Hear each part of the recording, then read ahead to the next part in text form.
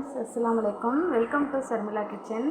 இப்போ என்ன பண்ண போகிறேன்னா, நான் வந்து ராகி இடியப்பம் தான் வைக்க போகிறேன். அதுக்கு வந்து ராகி மாவு வந்து நான் வந்து ஒரு படியில் எடுத்துக்கிட்டேன்.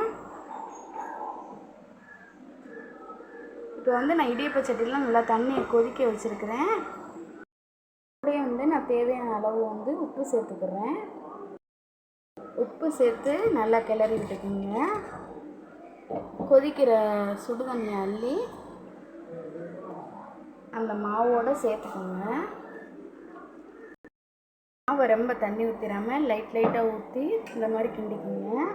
கிண்டி இப்படி பிடிக்கிற மாதிரி எடுத்துக்கோங்க. ரொம்ப தண்ணி ஊற்றினீங்கன்னா மாவு தண்ணியாக போயிடும். மாவை நான் நல்லா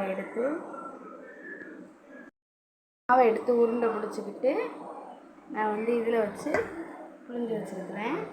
நல்லா மாவை வந்து நீங்கள் தண்ணி இல்லாமல் கரைச்சாவே மாவு நல்லா அழகாக வரும்.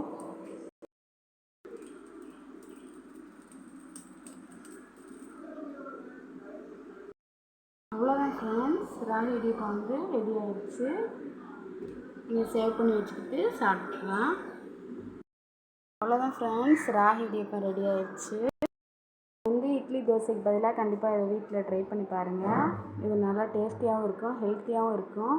இது கூட நீங்கள் வந்து மீன் குழம்பு இருந்தாலும் எடுத்துக்கலாம்.